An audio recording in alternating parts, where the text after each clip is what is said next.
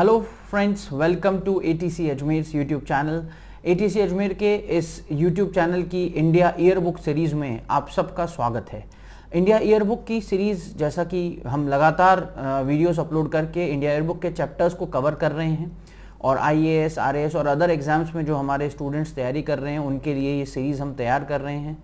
इस सीरीज़ में आज मैं नेक्स्ट जो लेक्चर लेकर आपके साथ आया हूँ वो है हमारा chapter number 5 India year book का, जो कि कल्चर एंड टूरिज्म है। दोस्तों, कुछ स्टूडेंट्स की क्वेरी भी थी कि सर इतनी बड़ी बुक है, कैसे हम इतनी जल्दी कवर कर पाएंगे, एक एक वीडियो में एक एक लेक्चर जा रहा है, तो हम कैसे हम इसको कवर अप कर पाएंगे। तो मैं आपकी जानकारी के लिए एक चीज़ बता दूं कि आपको 100% किताब को नहीं पढ़ना है ना।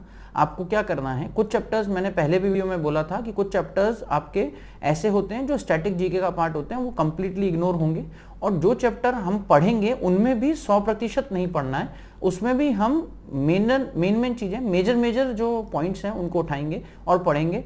ये वीडियो बनाने का ऑब्जेक्टिव ही यही है कि आपको पूरा पढ़ने से बच जाओ आप। ऐसा नहीं है कि आप पूरा पढ़ोगे फिर आपको पूरी किताब को कवर करना है 1000 पेज और उसमें जितने एक एक शब्द को आपको पढ़ना है, ऐसा नहीं है। जो बातें पढ़नी है वो क्या पढ़नी है, क्या छोड़ना है, उसी के लिए तो ये वीडियो है। बाकी तो सब आपको याद करना है वैसे भी। तो ये वीडियोस आपकी हेल्प करेंगे कि ईयर बुक को जानने में कि आपको कैसे पढ़ना है और क्या क्या चीज़ें पढ़नी है, क्या क्या चीज़ें कट कर देनी है। मैंने इसीलिए बोला था कि आप लोग साथ में पीडीएफ लेकर या फिर उसकी हार्ड कॉपी यदि आपके पास है तो वो लेकर रखिए, ताकि क्या रहे, आसानी रहे आपको मार्क करने में कि आपको क्या पढ़ना है, उसको आप टिक कर लें या उसको हाईलाइट कर लें, ताकि उतना ही पढ़ें और आगे हम बढ़ जाएं। एक बात तो ये, और साथ ही साथ आप नोट्स भी प्रिपेयर करते चलिए। ऐसा भी कर सकते हैं आप कि ब्लैंक पेपर पे नोट्स प्रिपेयर कर सकते हैं। अगर आपके पास हार्ड कॉपी नहीं है तो आप वीडियो देखकर उसका नोट भी आप जो है बना सकते हैं, तो वो भी आपको एक हेल्प इसमें करेगा। ये भी एक तरीका है। बाकी मैं वीडियो बना ही इसलिए रहा हूँ ताकि आपका जो लोड है, जो एक दबाव है ईयर बुक को कंप्लीट करने का, वो खत्म हो जाए और आसानी से आप घर बैठे इसको कंप्लीट कर पाओ। यही मेरा जो है ऑब्जेक्टिव इसको लेकर है। तो आप वीडियो भी देखिए, पूरा वीडियो देखिए। एक चीज़ बहुत इंपॉर्टेंट है, कई बच्चे क्या करते हैं, शुरू में देखते हैं, 2-3 मिनट देखते हैं फिर छोड़ देते हैं। आप पूरा वीडियो देखिए, क्योंकि वीडियो के किसी भी पड़ाव पर कोई भी इंपॉर्टेंट बात हो सकती है जो मैं चर्चा करता हूं और कर सकता हूं, तो उसको आपको ध्यान रखना है। ठीक है, तो ईयर बुक का, अच्छा अभी मैं 2 चैप्टर स्किप कर कर आगे आया हूं। अभी मैंने 3rd और 4th चैप्टर छोड़ दिया है, पॉलिटी और एग्रीकल्चर, क्योंकि पॉलिटी का टॉपिक तो पूरा हम इंडियन पॉलिटी पढ़ते ही हैं एज एन सब्जेक्ट, तो उसमें कवर होता है, और एग्रीकल्चर हम इकोनॉमिक्स में जो पढ़ते हैं सब्जेक्ट, तो एज एन स्टैटिक इकोनॉमिक्स में हम एग्रीकल्चर का एक पूरा टॉपिक करते हैं। हमारे GS 3 में जो 4 यूनिट्स एग्रीकल्चर की हैं वो वहाँ पर कंप्लीट एग्रीकल्चर कवर हो जाता है। तो मैंने इधर ईयर बुक में वैसे भी बहुत छोटा सा ही कंटेंट है, और वो कंटेंट हमारे टोटल कंटेंट का जो हम पढ़ते हैं उसका 10-20% ही है, तो उसको मैं स्किप कर दिया हूँ। वो इकोनॉमिक्स के लेक्चर जो हैं हमारे उसमें कवर हो जाता है। जो नेक्स्ट चैप्टर है वो है कल्चर एंड टूरिज्म। इसमें बहुत सारे ऑर्गेनाइजेशंस हैं और दूसरा साथ ही साथ उनकी स्कीम्स हैं। अब आपको एक चीज़ ध्यान रखनी है कि ये चैप्टर बड़ा है, इसमें आपको ऑर्गेनाइजेशन की जितनी भी डिटेल्स दे रखी हैं वो एक एक शब्द याद नहीं करना है। आपको क्या करना है, आपको ऑर्गेनाइजेशन का ईयर ऑफ सेटअप, उसका ऑब्जेक्टिव और कोई अदर इंपॉर्टेंट फीचर कुछ उसमें लिखा हो तो बस। आपको कोई प्राइज या कोई अवार्ड भी पढ़ना है तो उसमें भी ऐसा ही करना है कि कब वो इंस्टीट्यूट हुआ, कब से चल रहा है, क्या उसमें प्राइज मनी दी जाती है, बस इतना ही ध्यान रखना है। बहुत ज़्यादा डिटेल्स में कोई एग्जाम में पूछता भी नहीं है और आपको भी इतना गहराई में अंदर नहीं जाना है। ठीक है, तो अब हम स्टार्ट करते हैं। तो जैसे कल्चर एंड टूरिज्म का ये टॉपिक आप देख रहे हो, तो इसमें सबसे पहले तो आप जो फर्स्ट पैरा ही हमारा स्टार्ट हो रहा है चैप्टर का, उसमें आप फर्स्ट 3rd लाइन पर आ जाइए। So the ministry has 2 attached and 6 subordinate offices and 35 autonomous organisations which are fully funded by government. ये आपको ध्यान रखना है। मिनिस्ट्री जो है उसमें 2 अटैच्ड मिनिस्ट्रीज हैं, 6 सबऑर्डिनेट ऑफिस हैं और 35 ऑटोनॉमस ऑर्गेनाइजेशंस हैं जो पूरी तरह से गवर्नमेंट से फंडेड हैं। 7 जोनल कल्चरल सेंटर्स भी हैं इसमें, और इसके साथ साथ यहाँ पर कुछ मिशंस भी ये चला रहे हैं, जैसे कि नेशनल मिशन फॉर मैन्यूस्क्रिप्ट, इसको अंडरलाइन कर लेना, national mission for monument and antiquities, national mission on library, Gandhi heritage mission, साथ साथ हेरिटेज साइट्स मिशन है वो चल रहा है। ये कुछ मिशंस आपको जो है वो ध्यान रखने हैं। इस पैरा में थोड़ा फिर आगे आ जाइए, यहाँ पर आगे लिखा हुआ भी है इनटेंजिबल, नीचे से आपका जो है 6th लाइन में लास्ट पॉइंट पर हूं मैं, लास्ट शब्द पे हूं। Intangible heritage the ministry takes care of all the centrally protected monuments of national importance. जितने भी मॉन्यूमेंट्स उनको प्रोटेक्ट करने का काम करता है। हाल ही में अभी देश में जो है हेरिटेज डे भी मनाया था, नेशनल हेरिटेज डे बनाया था, और उस वर्ल्ड हेरिटेज डे को हमने हमारे यहाँ सेलिब्रेट करा था। तो मिनिस्ट्री उसको भी ध्यान में रखती है। Ministry take care of all centrally protected monuments which is achieved through archaeological survey of India. ASI जो है उसके थ्रू ये काम किया जाता है, ठीक है। इसके बाद म्यूजियम की कुछ एक्टिविटीज हैं वो भी जो इस मिनिस्ट्री के अंदर है हो रही हैं। आगे आप थोड़ा सा देखेंगे नेक्स्ट पैराग्राफ में, तो ये कुछ बहुत ज्यादा इंपॉर्टेंट नहीं है, उसमें 2-3 चीजें हैं जो आप खास अंडरलाइन कीजिएगा, जिनमें एक तो नीचे से आप यदि 3rd-4th लाइन में देखेंगे तो उधर लिखा हुआ है कि इन्होंने आर्ट एंड कल्चर की फील्ड में कुछ अवार्ड बनाए हैं, जैसे और कुछ इंस्टीट्यूशन है वो अवार्ड देते हैं, जैसे कि साहित्य अकादमी है, वो एक इंस्टीट्यूशन इन्होंने बना रखा है, संगीत नाटक अकादमी है, इनके बारे में भी आगे डिटेल आएगी। बस इतना सा ही थोड़ा सा नाम ध्यान रखना है कि बस ये इस मिनिस्ट्री से जुड़े हुए हैं। नेशनल स्कूल ऑफ ड्रामा है, NSD जिसको बोलते हैं, ये भी इससे जुड़ा हुआ है। बस इतना ही ध्यान रखना है। इस पेज पे बहुत ज़्यादा कुछ खास नहीं है, इंट्रोडक्टरी ही है। इस पेज से थोड़ा आगे आ जाइए।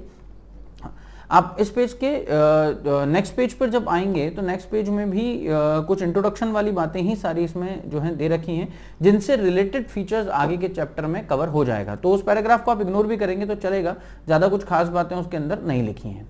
अब इसके बाद कुछ अचीवमेंट्स लिखे हैं, यहां से आप मार्क करिएगा, यहां से इंपॉर्टेंट बात शुरू होती है। Mumbai gets world heritage building, ये इंपॉर्टेंट है, मुंबई को दे दिया वर्ल्ड हेरिटेज का। ये दूसरा शहर है, ये ध्यान रखना, यहां स्टेटमेंट का क्वेश्चन बन जाएगा। India's nomination for the Victorian and art deco ensembles of Mumbai has been inscribed on the world heritage list of the UNESCO की उस लिस्ट में अभी जो साउथ मुंबई के जो विक्टोरियन बिल्डिंग्स, आर्ट्स एंड डेकोज हैं, उनको ले लिया गया है। और मुंबई दूसरा शहर बन गया है ऐसा, पहला अहमदाबाद है, सेकंड नंबर पर मुंबई है। India now has in all 37 world heritage inscriptions, 29 cultural, 7 natural and 1 mix sites. तो टोटल 37 वर्ल्ड हेरिटेज इंस्क्रिप्शंस हैं इंडिया में, और कुछ साइट्स भी हैं, मिक्स्ड साइट्स भी हैं, जो कल्चरल और नेचुरल दोनों भी हैं, ऐसी साइट्स भी हैं हमारे यहाँ पर। और ये इंपॉर्टेंट है फीचर, जिसमें आपको क्वेश्चन बनता है Mumbai gate world heritage building वाला। नेक्स्ट है इंटरनेशनल कला मेला, ये भी इंपॉर्टेंट है। कब हुआ ये? फर्स्ट एवर ऐसा जो मेला था इंटरनेशनल कला मेला, वो न्यू दिल्ली में हुआ था फरवरी 2018 में। तो ये पिछले ईयर के अटेम्प्ट के लिए इंपॉर्टेंट हो गया, हमारे लिए भी बहुत ज़्यादा नहीं है, करंट में इतना ज़्यादा नहीं काम आएगा, ये अभी 2 साल पुराना हो गया है। इसकी इंपॉर्टेंस इसलिए है क्योंकि इसकी स्पिरिट है यूनिटी इन डाइवर्सिटी एंड एक भारत श्रेष्ठ भारत। तो ये जरूर ध्यान रखना, इंटरनेशनल कला मेला, एक भारत श्रेष्ठ भारत, दोनों एक दूसरे से लिंक्ड हैं। इसके बाद नेक्स्ट है सेवा भोज योजना। ये स्कीम क्या है, बस इतना ध्यान रखना, ये मिनिस्ट्री ऑफ कल्चर की है। पहली बात तो ये ध्यान रखना है, सेवा भोज है, भोज मतलब खाना होता है, बट फिर भी ये कल्चर से रिलेटेड है। और इसमें 2018 में स्कीम शुरू हुई थी, इस पे क्वेश्चन एग्जाम में बन सकता है। Scheme envisages to reimburse the central government share of CGST, central goods and service tax, and integrated GST, जिसको आप IGST बोलते हो, so as to lessen the financial burden of religious and charitable institutions who provide food, जो खाना देते हैं, प्रसाद देते हैं या लंगर देते हैं या भंडारा चलाते हैं, free of cost without any discrimination to public and devotees. तो लोगों के लिए फ्री ऑफ कॉस्ट जो ये काम करते हैं, उनके लिए ये स्कीम जो है ऐसी बनाई गई है कि वो रियम्बर्स कर देंगे, मतलब पैसा वापस कर देंगे, रियम्बर्स सेंट्रल गवर्नमेंट को कर दें, envisages to reimburse the central government share of CGST। तो सेंट्रल गवर्नमेंट अपना जो हिस्सा है वो उन सब जगहों का जो है वापस उनको रिटर्न कर देगी, रियम्बर्स कर देगी। मान लो किसी के ऊपर यदि ऐसा कुछ लगा है कम्युनिटी किचन पे या किसी पर भंडारे पे, तो वो फ्री ऑफ कॉस्ट अगर दे रहे हैं तो उनको जो है टैक्स से वापस रिटर्न कर दिया जाएगा। तो सेवा भोज स्कीम इससे रिलेटेड है, 2018 में शुरू हुई थी, करंट में इंपॉर्टेंट रहेगा। 550वीं बर्थ एनिवर्सरी मना रहे हैं गुरु नानक की, ये भी इंपॉर्टेंट है। गुरु नानक जी जो सिखों के गुरु थे, उन्होंने गवर्नमेंट ऑफ इंडिया सेलिब्रेट कर रही है उनकी 550th बर्थ एनिवर्सरी, और इसमें भी कई तरह की एक्टिविटीज हैं, कथा कीर्तन, प्रभात फेरी, लंगर और एजुकेशनल एक्टिविटीज और सेमिनार्स और वर्कशॉप्स और ये सब करवाने। ये कॉन्क्लूड हो गया 2019 में, ईयर लॉन्ग सेलिब्रेशन था, कॉन्क्लूडेड इन 2019। तो इस ईयर के जो भी एग्जाम्स हैं 2020 में, उन सब के लिए ये इंपॉर्टेंट रहेगा कि हमने किसकी birth anniversary 550th birth anniversary celebrate करी, तो गुरु नानक जी की करी, और मिनिस्ट्री ऑफ कल्चर ने इसके लिए इस पे काम करा है, ये ध्यान रखना थोड़ा। और गुरुद्वारा जो था इसका प्रबंधक कमेटी है अमृतसर की, वो इसके लिए नॉलेज पार्टनर थी सरकार की। फिर एक कबीर महोत्सव, उनकी 500वीं डेथ एनिवर्सरी थी, तो 550वीं बर्थ एनिवर्सरी गुरु नानक जी की और 500वां डेथ एनिवर्सरी किसकी, कबीर जी की। वो 15वीं सदी के पोएट थे कबीर, और वो जून 2018 में मगहर जो है वहां पर हुआ, संत कबीर नगर डिस्ट्रिक्ट है यूपी का, वहां पर इसको बनाया गया। बस इतना ही ध्यान रखना है, ज्यादा इसकी डिटेल में नहीं जाना है।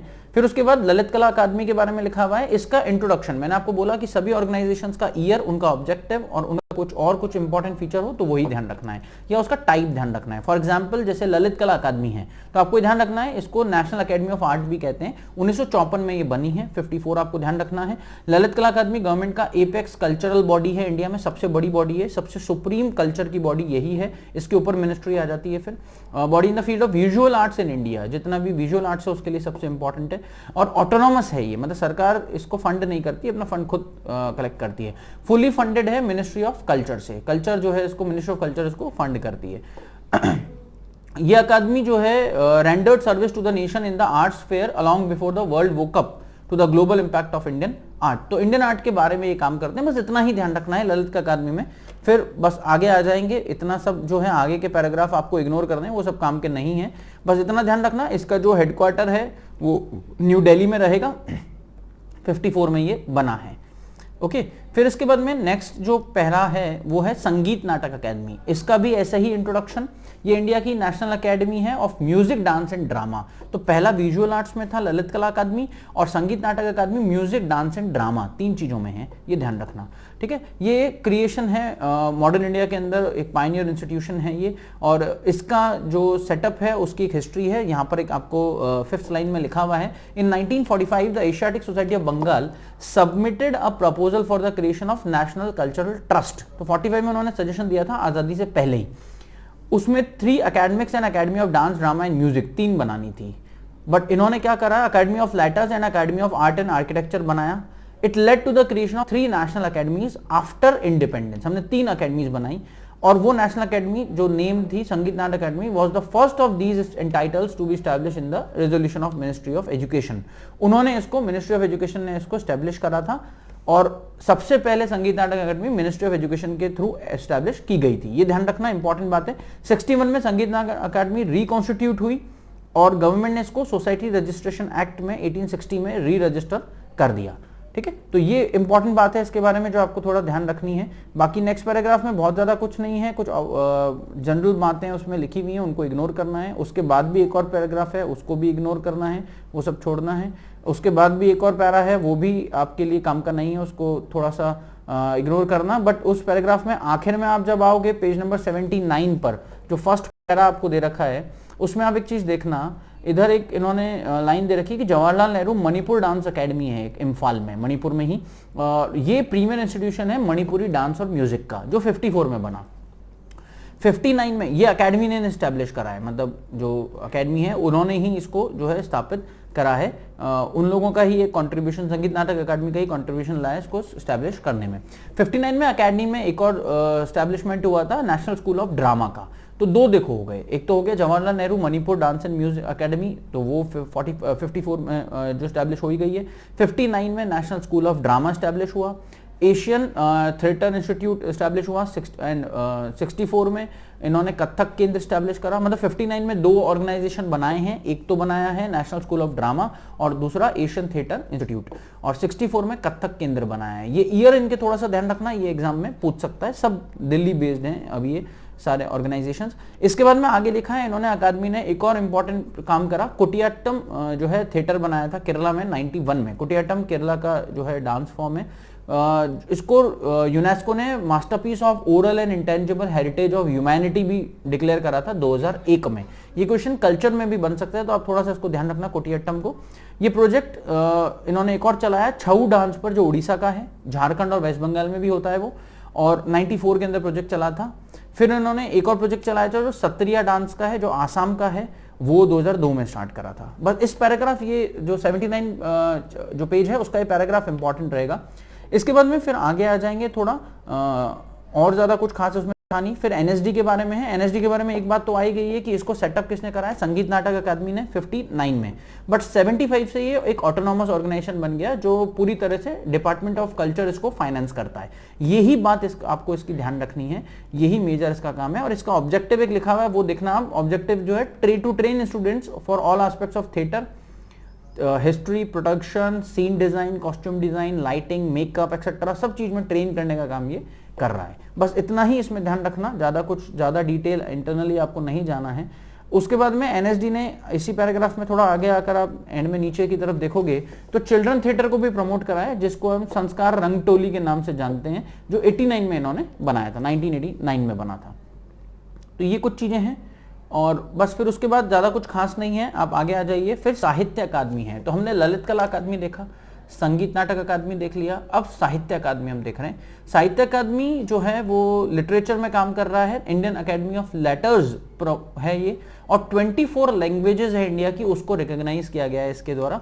और ये अलग अलग प्रोग्राम करता है, फेलोशिप्स देता है, और जो लोग बुक्स लिखते हैं, राइटर्स हैं, उनको अवार्ड करता है, जो 24 इंडिया की डिफरेंट लैंग्वेजेस के अंदर ये काम करता है।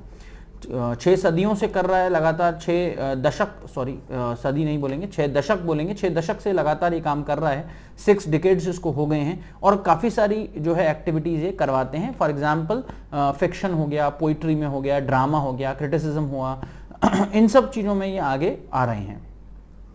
इसका नेक्स्ट पैराग्राफ पे आ जाएंगे। अब अकादमी एक अवार्ड देती है, जो अकादमी अवार्ड है इसका, जो बहुत प्रेस्टिजियस अवार्ड है, और ये साहित्य अकादमी अवार्ड जो है उसका जो प्राइज मनी है वो ध्यान रखना आप लोग, 1 लाख रुपए प्राइज मनी है, और फिर सिटेशन कुछ एक साथ में प्रमाण पत्र जिसको बोलेंगे वो भी दिया जाता है।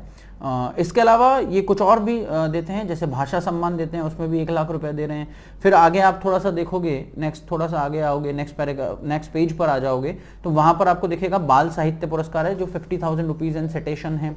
फिर साथ साथ में जैसा एक है इसके अंदर युवा पुरस्कार है, उसमें भी 50,000 सिटेशन है, और ये सब 24 लैंग्वेजेस जो इंडिया की, उनमें कुछ लिटरेरी वर्क हुआ है उस पर दिया जाता है। तो ये थोड़ा सा आपको ध्यान रखना है। बाकी कुछ पैराग्राफ काम का नहीं है, वो सब इग्नोर करना है, उनको कट कर दीजिएगा ताकि आप पढ़ने में भी आपको कंफ्यूजन ना हो। फिर Indira Gandhi national centre for arts है, ये नेशनल लेवल का एकेडमिक रिसर्च सेंटर है, स्टडी एंड एक्सपीरियंस सभी तरह के आर्ट, क्लासिकल, फोक, सभी तरह की activities, return, oral, ancient, modern, सब के लिए काम करता है। ये ऑटोनॉमस ट्रस्ट है एक, ये ध्यान रखना। नेशनल सेंटर ऑफ आर्ट्स जो इंदिरा गांधी के नाम से बनाया गया है, वो मिनिस्ट्री ऑफ कल्चर के अंदर एक ऑटोनॉमस ट्रस्ट की तरह काम करता है। तो बस यही एक चीज आपको देखनी है, इसमें अलग अलग यूनिट्स वगैरह हैं, वो सब नहीं देखना है, वो इग्नोर करना है। आगे आ जाइए। Central for council cultural resource and training, तो ये भी एक प्रीमियर इंस्टीट्यूट है, और ये 79 में एक ऑटोनॉमस ऑर्गेनाइजेशन की तरह गवर्नमेंट ऑफ इंडिया ने इसको सेटअप कर दिया था, इस मिनिस्ट्री के under he, ministry of culture के अंडर ही। इसका हेडक्वार्टर न्यू दिल्ली में है, ये ध्यान रखना है। बस और कुछ नहीं देखना है, बाकी इग्नोर करना है, आगे बढ़ना है। पैराग्राफ बहुत सारे हैं, इतना सारा हम याद नहीं कर सकते हैं, वो पॉसिबल भी नहीं है और ऐसा एग्जाम में आता भी नहीं है। जोनल कल्चर सेंटर्स हैं, ये भी नहीं देखना है, इंपॉर्टेंट नहीं है, इसको इग्नोर करना है। आगे आ जाइए। एक भारत श्रेष्ठ भारत, अभी बात हुई थी इसके बारे में, एक स्कीम है अभी चलाई है, एक भारत श्रेष्ठ भारत, ये 2015 में अनाउंस हुई थी स्कीम, अभी करंट से ही रिलेटेड हो गया, पिछले 4-5 साल का तो कुछ भी स्कीम पूछा जा सकता है।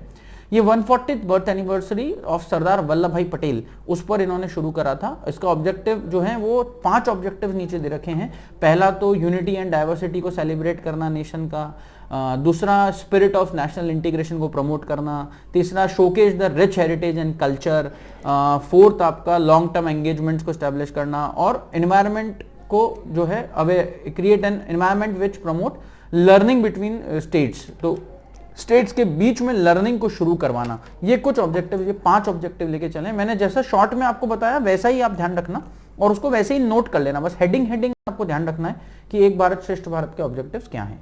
फिर cultural heritage of the Himalayas है, ऐसा करके ये हिमालय वाला जो है वो उसका एम है बुद्धिस्ट और तिब्बतन इंस्टीट्यूट को हेल्प करना, प्रमोट करना, प्रोपोगेट करना और उनके हेरिटेज को प्रमोट करना। ये एक स्कीम की तरह शुरू हुआ था, 2011 में इसको रिवाइज करा, बस इतना ही ध्यान रखना है, ज्यादा आगे नहीं जाना, बस ये बुद्धिस्ट और तिब्बतन कल्चर के लिए बनाया है। फिर development of Buddhist and Tibetan organisation है, ये भी एक है, ये भी रिवाइज हुई है 2011 में, इतना ही ध्यान रखना है, ज्यादा कुछ डिटेल नहीं देखना है। Central institute of Buddhist studies है, ये लेह लद्दाख में बना हुआ है और 59 में ही पंडित नेहरू ने इसको जो है बेहद एस्टैब्लिश कर दिया था, इतना ही ध्यान रखना है। डीम्ड यूनिवर्सिटी की तरह काम कर रहा है। फिर नव नालंदा महावीर है, ये 51 में बना, नालंदा में, बिहार में, बस इतना ही ध्यान रखना है, मिनिस्ट्री ऑफ कल्चर के अंडर है। पाली और बुद्धिज्म पे काम करते हैं ये, बस ये दो चीज ध्यान रखना, ये नव नालंदा महावीर, पाली और बुद्धिज्म लिखा हुआ है थर्ड लाइन में, इन पे ही काम करते हैं। ये भी डीम्ड यूनिवर्सिटी है। फिर central university of Tibetan studies है, ये वाराणसी सारनाथ में लगाई है, जहां पर अशोक स्तंभ है, वहां पर इसको स्टैब्लिश किया था 1967 में। ये भी डीम्ड टू बी यूनिवर्सिटी है। ये कुछ डीम्ड यूनिवर्सिटीज हैं, इनको आप ध्यान रखना, एक साथ नाम अलग से ही लिख लीजिएगा नोट्स कॉपी में कि ये डीम्ड यूनिवर्सिटीज हैं, इनको अलग से पढ़ना है। Central institute of Himalayan culture and studies, इसका भी ये सोसाइटी रजिस्ट्रेशन एक्ट में 1860 में जो है रजिस्टर्ड है, और ये 2010 में इसको स्टैब्लिश या रजिस्टर कर दिया था। ये सभी तरह के ऑपरेशंस जो हैं उसमें कर रहा है हिमालयन कल्चर के लिए, बस इतना ही ध्यान रखना है। फिर आगे आ जाना है। आर्कियोलॉजिकल सर्वे ऑफ इंडिया 1861 में बना, ASI, यही ध्यान रखना है, खाली इंपॉर्टेंट बात है। और ये मिनिस्ट्री ऑफ कल्चर का अटैच्ड ऑफिस है, वहाँ पर 2 अटैच्ड ऑफिस थे, तो इन अटैच्ड ऑफिसेज में ये भी एक अटैच ऑफिस है।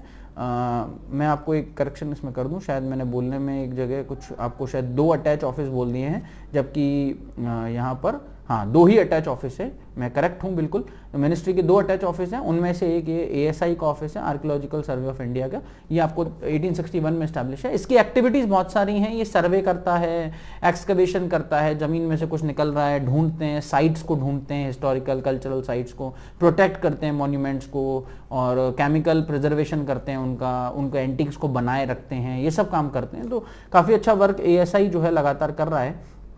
ASI के लिए नेक्स्ट पैराग्राफ थोड़ा सा देखना, इसमें भी एक चीज लिखी हुई है कि वर्ल्ड हेरिटेज लिस्ट है जो यूनेस्को की, उसको मेंटेन करने का काम इंडिया में ASI ही देखता है।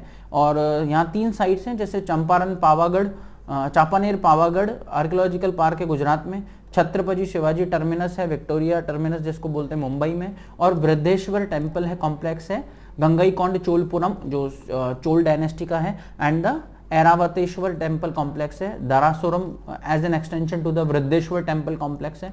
इन साइट्स को भी जो है ये क्या करता है, प्रोटेक्ट करने का काम कर रहा है अभी। ये कुछ चीजें हैं जो आपको इसमें ध्यान रखनी है, मतलब यूनेस्को से लिंक्ड होकर ASI इंडिया में जो है काम कर रहा है। इसके बाद आप आगे आ जाइए, जैसे फिर इसमें national mission of monument and antiquities दे रखा है, ये 2007 में लॉन्च हुआ, और इसका ऑब्जेक्टिव था नेशनल डेटाबेस बनाना हेरिटेज और साइट्स का, यही मेजर इनका काम है। ये 11th 5-year प्लान में शुरू हुआ था इसका एक कार्यक्रम, तो वो आपको एक इंपॉर्टेंट बात है, वो थोड़ा सा ध्यान रखना है, बाकी ज्यादा कुछ नहीं देखना है।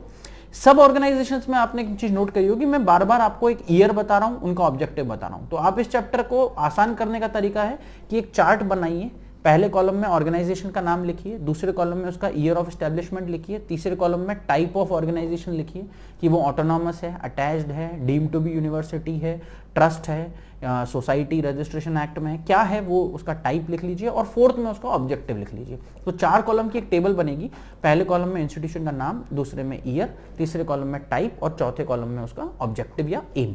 तो शॉर्ट में आपका 1 पेज 2 पेज में ये चैप्टर फिनिश हो जाएगा, तो आप उसको ज्यादा घबराने की जरूरत नहीं है, बहुत सिंपल चैप्टर है। नेशनल मिशन फॉर मैन्यूस्क्रिप्ट्स है, ये 2003 में लॉन्च हुआ है, और with the Indira Gandhi national centre of arts nodal agency है इसकी, और ये भी कुछ मैन्यूस्क्रिप्ट्स को प्रोटेक्ट करने का काम कर रहे हैं, बस इतना ही ध्यान रखना है।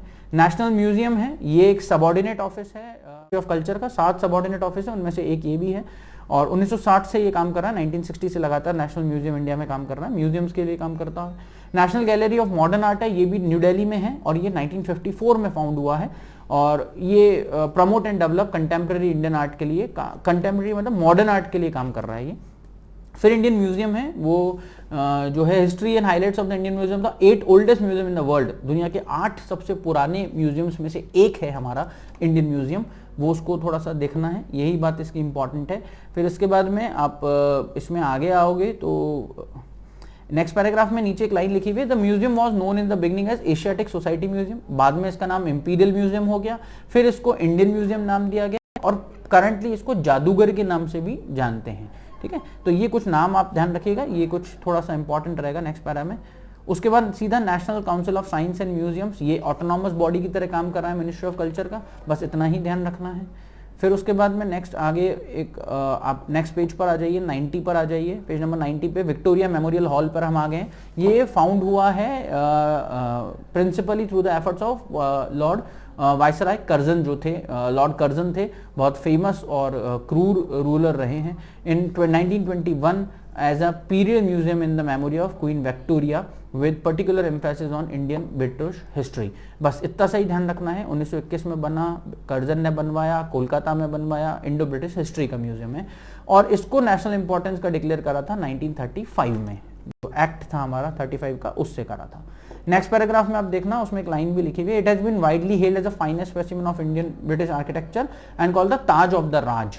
तो ब्रिटिश टाइम का ताज ऑफ द राज किसको बोलते हैं? विक्टोरिया मेमोरियल हॉल को बोलते हैं, जो कैलकाटा में है। तो वीएमएच के बारे में यही इतनी सी ही बात आपको ध्यान रखनी है। इसको फिर आगे हम देखते हैं इसके बारे में कुछ एक फन फैक्ट्स टाइप भी कुछ लिखे हुए हैं। इसको टॉप चॉइस, फॉर्डर्स चॉइस, ऐसे भी रेटिंग्स मिली हुई हैं। क्लीनेस्ट मॉन्यूमेंट इन इंडिया का भी इसको 2015 में टाइटल दिया था इंडिया टुडे सफाई गिरी अवार्ड्स में। ऐसे कुछ अवार्ड्स भी इसको मिले हुए हैं। National museum institute for history and art conservation and museology, ये डीम्ड यूनिवर्सिटी की तरह एक ऑटोनोमस ऑर्गेनाइजेशन है, 1989 से काम कर रहा है, ये ध्यान रखना है आपको। National research laboratory for conservation of culture and property, ये 76 में बना है। डिपार्टमेंट ऑफ कल्चर का एक सबऑर्डिनेट ऑफिस है, 7 सबऑर्डिनेट ऑफिस में एक ये भी है। ये एक चीज और ध्यान रखनी है। Ramakrishna mission institute of culture 1936 में बना था, और ये श्री रामकृष्ण की याद में बनाया गया था। उनके 100 साल जो है बर्थ एनिवर्सरी को हो गए थे उस समय, तो इसलिए उसको बनाया गया था। फर्स्ट सेंटेनरी लिखा हुआ है और स्टैब्लिश हुआ था 38 में। इसका ब्रांच जो है Swami Vivekananda, founded by Swami Vivekananda to propagate the message of Vedanta as a propounded by Shri Ramakrishna, तो उसके लिए इसको बनाया गया था। फिर है एंथ्रोपोलॉजिकल सर्वे ऑफ इंडिया, ये ANSI भी बोलते हैं इसको। ये भी बायोकल्चर एट्रीब्यूट्स पे काम करता है और ये भी एक इम्पॉर्टेंट ऑर्गेनाइजेशन है। इतना ही ध्यान रखना है, बहुत ज़्यादा भी इसकी डिटेल आपको नहीं देखनी है। नेशनल आर्काइव्स ऑफ इंडिया, ये कस्टडियन है एक तरह से नॉन करंट रिकॉर्ड्स का। नेशनल आर्काइव्स में अभिलेख रखते हैं, ऐसा अभिलेखाकार बोलते हैं इसको। ये इंडिया में मिनिस्ट्री ऑफ कल्चर के अंडर ही काम करता है, बस इतना ही ध्यान रखना है। ये नॉन करंट रिकॉर्ड्स का गवर्नमेंट ऑफ इंडिया के कस्टडियन है, एक तरह से उनका रखवाला है, उनका ध्यान रखता है। ये आपको जो है ध्यान रखना है। लाइब्रेरीज कुछ बना रखी हैं, जैसे एक नेशनल लाइब्रेरी है, वो कैलकाटा में है, 1891 में बनी, बस इतना ध्यान रखना है। सेंट्रल सेक्रेटरीट लाइब्रेरी है, ओरिजिनली इंपीरियल सेक्रेटरीट लाइब्रेरी बोलते थे, कोलकाता में, ये भी 1891 में स्टैब्लिश हुई है। 69 में लाइब्रेरी को शास्त्री भवन के नाम से जो है दिल्ली में शुरू कर दिया गया था, वहाँ पर एक बन गई थी नई लाइब्रेरी, वो एक पॉइंट है, आप थोड़ा सा मार्क कीजिएगा उसको। नेक्स्ट पेज पर देखना, Nehru memorial museum and library है, ये भी एक म्यूजियम की तरह ही काम कर रही है, ये न्यू दिल्ली में ही है, बस इतना ही ध्यान रखना है। नेशनल मिशन ऑन लाइब्रेरीज है, ये मिनिस्ट्री ऑफ कल्चर का एक मिशन था लाइब्रेरीज को सेटअप करने का, 2012 में इन्होंने शुरू करा था नेशनल नॉलेज मिशन के रिकमेंडेशंस पे। फिर उसके बाद परफॉर्मिंग आर्ट्स के बारे में लिखा हुआ है, उसके लिए कुछ स्कीम्स हैं सरकार की। क्या क्या है स्कीम में, स्कीम का नाम, उसका ऑब्जेक्टिव क्या है, वो ध्यान रखना होता है। ये मिनिस्ट्री ऑफ कल्चर की स्कीम है, परफॉर्मिंग आर्ट स्कीम, और इसका जो इस स्कीम में जो है ड्रामेटिक ग्रुप्स को ये फाइनेंशियल असिस्टेंस देते हैं, जिसमें बच्चों को भी इसमें पैसे वगैरह दिए जाते हैं, जो है उससे रिलेटेड स्कीम है। Scheme for cultural organisation and national presence, ये नेशनल प्रेजेंस के लिए बहुत ज़्यादा इंपॉर्टेंट नहीं है, इसको आप बस इतना ध्यान रखिए कि ये स्कीम गवर्नमेंट के उसके अंदर चल रही है, मिनिस्ट्री ऑफ कल्चर में, बहुत ज़्यादा कुछ इंपॉर्टेंट नहीं है। स्कीम ऑफ बिल्डिंग ग्रांट्स, ये भी बहुत इंपॉर्टेंट नहीं है, इग्नोर कर सकते हैं। Tagore cultural complex scheme ignore कर सकते हैं, आगे बढ़ सकते हैं। Scheme of pension to artist, ठीक है, बहुत ज़्यादा इंपॉर्टेंट नहीं है, ये एक फाइनेंशियल असिस्टेंस है, बस और कुछ नहीं है इसके अंदर। फेलोशिप और कुछ प्रोग्राम्स हैं जो भी आपको ऐसे रटने नहीं है, उनको इग्नोर करना है, आगे आ जाना है। प्रोडक्शन ग्रांट स्कीम भी नहीं देखना है, ये स्कीम NPOs के लिए है, नॉन प्रॉफिट ऑर्गेनाइजेशंस के लिए काम करती है, बस इतना ध्यान रखें। टैगोर नेशनल फेलोशिप है, ये भी मिनिस्ट्री ऑफ कल्चर के अंदर चल रहा है, बस इतना ही ध्यान रखना है, ज़्यादा कुछ नहीं देखना है। गांधी हेरिटेज मिशन, ये थोड़ा सा इंपॉर्टेंट है, 2006 में शुरू करा था गवर्नमेंट ऑफ इंडिया ने, और ये गांधीयन जो है स्टडीज पे बेस्ड है, उससे रिलेटेड है। गांधी स्मृति एंड प्राइम मिनिस्टर ने गांधी स्मृति और दर्शन स्मृति के नाम से भी 1984 में शुरू करा था, एक राजघाट और गांधी स्मृति एक ऑटोनोमस बॉडी बनाई थी, बस उसको ही ध्यान रखना है, जो मिनिस्ट्री ऑफ कल्चर के अंदर है, इतना ही ध्यान रखना है, ज़्यादा कुछ नहीं देखना है। केवल हेडिंग 2 लाइन शुरू का, बस दैट्स ऑल। टूरिज्म वाला जो पॉइंट दे रखा है उसमें पूरा टूरिज्म का इंपॉर्टेंस वगैरह लिखा हुआ है, वो आपके प्रीलिम्स के काम का नहीं है, उसको इग्नोर करें। फॉरेन टूरिस्ट अराइवल के फिगर्स दे रखे हैं 2018 के, वो थोड़ा सा देख लेना आपको, कितने लोग, प्रोविजनल आंकड़े हैं, हालांकि वो फाइनल नहीं है, वो नहीं देखना है ज़्यादा। स्पेशल टूरिज्म जोन्स इंपॉर्टेंट है, इसके अंदर आपको स्पेशल पर्पस व्हीकल बनाए, कंपनी सी बनाई है जो टूरिज्म को प्रमोट करने के लिए है, जो देश में काम करेगी।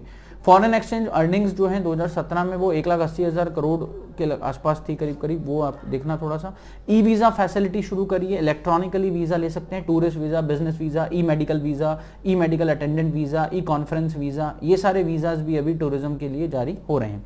24/7 फ्री मल्टीलैंग्वेज टूरिस्ट इन्फॉर्मेशन लाइन बना रखी है, जिसपे किसी भी भाषा में दुनिया की आपको इन्फॉर्मेशन मिलती है, जिसके लिए कुछ कुछ तो लिखा हुआ भी है कि Arabic, French, German, Italian, Japanese, Korean, Chinese, Portuguese, Russian, Spanish, English, Hindi के अलावा इन भाषाओं में हेल्प हो रही है। निशे प्रोडक्ट्स भी हैं कुछ, बहुत ज़्यादा इंपॉर्टेंट नहीं है, इग्नोर कीजिए, आगे आ जाइए। National medical and wellness tourism board बहुत पुराना है, इसको ज़्यादा कुछ देखने की जरूरत नहीं है। हॉस्पिटलिटी, एजुकेशन और वो सब इंपॉर्टेंट नहीं है, इग्नोर करेंगे, ये चैप्टर में काम का नहीं है। इनक्रेडिबल इंडिया प्रोग्राम चल रहा है, प्रमोशनल एक्टिविटीज़ होती हैं, कैंपेन चलते हैं, रिलीज करते हैं कैंपेन, और टीवी पे ऐड भी आप देखते हैं इसके, तो वो बहुत इंपॉर्टेंट नहीं है। इंटरनेशनल एडवर्टाइजमेंट कैंपेन, ये बहुत ज़्यादा काम का नहीं है। नॉर्थ ईस्ट के बारे में कुछ दे रखा है, वो भी कैंपेन ही है, बस इतना ही ध्यान रखना है। स्वदेश दर्शन स्कीम है सरकार की, वो मिनिस्ट्री ऑफ कल्चर के अंदर ही चल रही है, टूरिज्म की एक स्कीम है, और इसमें भी टूरिस्ट वैल्यू और कॉम्पिटिटिवनेस और सस्टेनेबिलिटी को बढ़ाने के लिए स्कीम चलाई है। उसमें सर्किट्स बनाए हैं इन्होंने, वो थोड़ा सा देखना, पेज नंबर 103 पर आप north east India circuit, Buddhist circuit, Himalayan circuit, coastal circuit, Krishna circuit, desert circuit, tribal circuit, eco circuit, wildlife circuit, rural circuit, spiritual circuit, Ramayana circuit and heritage circuit, ये सर्किट्स आप ध्यान रखना, ये important रहेंगे। 13 thematic circuits हैं, theme based 13 circuit हमने बना रखे हैं, ये इंपॉर्टेंट रहेंगे आपको। फिर एक प्रसाद स्कीम है, ये इंपॉर्टेंट है, 25 साइट्स है इंडिया में जिनको प्रसाद स्कीम में रिकॉग्नाइज करा है। आपको नाम और स्टेट का नाम ध्यान रखना है, बस मैं इसको रीड नहीं कर रहा, आप ध्यान रखना आप कौन सी साइट किस स्टेट की प्रसाद स्कीम के अंडर है। ये हेरिटेज जो है साइट्स हैं उनको इसके अंदर इंक्लूड किया गया। रिलीजियस सिग्निफिकेंस के साइट्स हैं, ये सारे धार्मिक क्षेत्र हैं जिनको इसमें लिया गया है। इनक्रेडिबल इंडिया का मोबाइल ऐप भी अब लॉन्च हो गया है इंडिया में। इंडिया टूरिस्ट मार्ट 2018 में ऑर्गेनाइज करा था। स्वच्छ पर्यटन मोबाइल ऐप भी सरकार ने शुरू कर दिया है। बस वो इतना ही, बस इंट्रोडक्टरी आपको ध्यान रखना है, बहुत ज़्यादा डिटेल में उसका नहीं जाना है। तो ये था आपका कल्चर का चैप्टर। आई होप आपने इंपॉर्टेंट पॉइंट्स इसमें मार्क कर ली होंगी, स्कीम्स मार्क कर ली होंगी। इस स्कीम्स के लिए मैंने आपको 4 कॉलम की टेबल बनाने के लिए कहा है, वो प्लीज बनाइए, और बाकी सब चीज़ों का इंट्रोडक्टरी पार्ट पढ़ के उसको 2-2, 3-3 लाइन में अपनी कॉपी नोटबुक में लिख लीजिए, दैट्स ऑल। इससे ज़्यादा कुछ नहीं करना है। आई होप आपको अब इस चैप्टर को बहुत आसान मैंने बना दिया है, क्या पढ़ना है और कितना छोड़ना है वो आपने मार्क कर लिया होगा। Please do like our video, our channel, share as much as possible and subscribe if you didn't subscribe it yet. Thank you. Thanks a lot.